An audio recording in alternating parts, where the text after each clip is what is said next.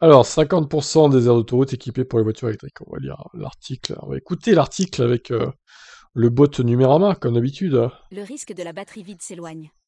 50% des aires d'autoroute équipées pour les voitures électriques. Il y a désormais des bornes électriques sur la moitié des aires de service sur autoroute. La couverture complète est prévue pour fin 2022.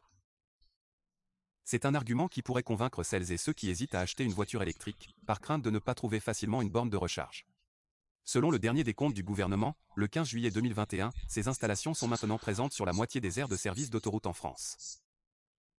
Concrètement, 164 aires de service sont désormais équipées, sur les 368 zones qui sont recensées par le gouvernement, un nombre qui est à peine différent de celui donné par le site de l'Association des sociétés françaises d'autoroutes et d'ouvrages à péage, qui dans son rapport pour 2021 en dénombre 364. Précision qui a son importance. Ces bornes sont à recharge rapide. Avec ces dispositifs, indique Barbara Pompili, la ministre de l'écologie, il est possible de recharger la batterie en moins de 20 minutes, si le véhicule est compatible. En pratique, il faut plutôt compter sur 30 minutes pour récupérer 80% de la charge, selon le portail des sociétés d'autoroutes.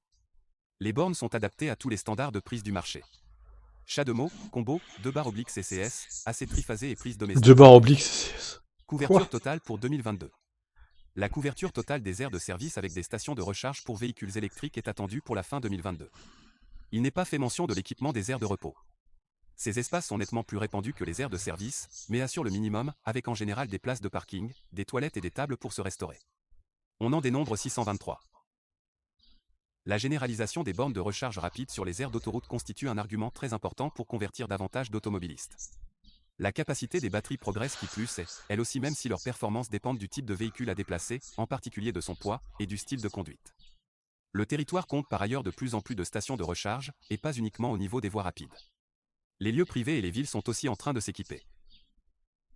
D'après le gouvernement, il y a plus de 612 000 points de recharge répartis sur l'ensemble du territoire, dont une large part est privée, chez les particuliers, dans les copropriétés, sur les parkings d'entreprises. Les points de recharge ouverts au public sur le territoire, qui sont donc librement accessibles, eux ne sont que 43 700. Cela est peu, mais la tendance est forte, avec 11 000 bornes installées en 6 mois.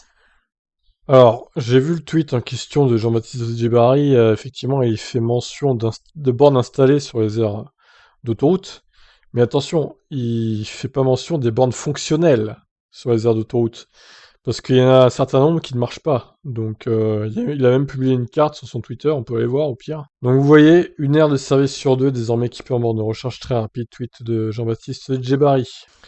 Et Hugo Didio précise, je trouvais l'information un peu déformée, j'ai regardé la carte, elle inclut les chargeurs du groupe Tesla, qui ne sont accessibles qu'aux véhicules de la marque, énormément de bornes hors autoroute, et des bornes 44 kW en AC uniquement sans CCS considérées comme très rapides.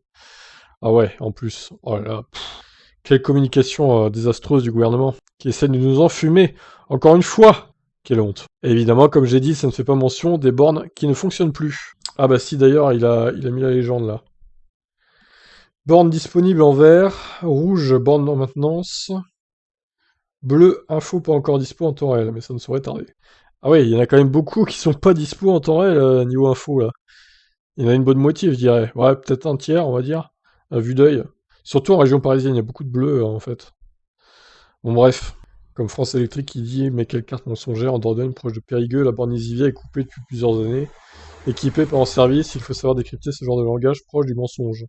Ouais, vraiment, le fait de référencer les superchargeurs Tesla, ça c'est une honte quand même. Bon bref, voilà tout ça pour dire que le gouvernement il tente de se faire mousser encore une fois, mais en communiquant un peu de façon éhontée sur les choses. Bon, je vous laisse réagir. Ciao.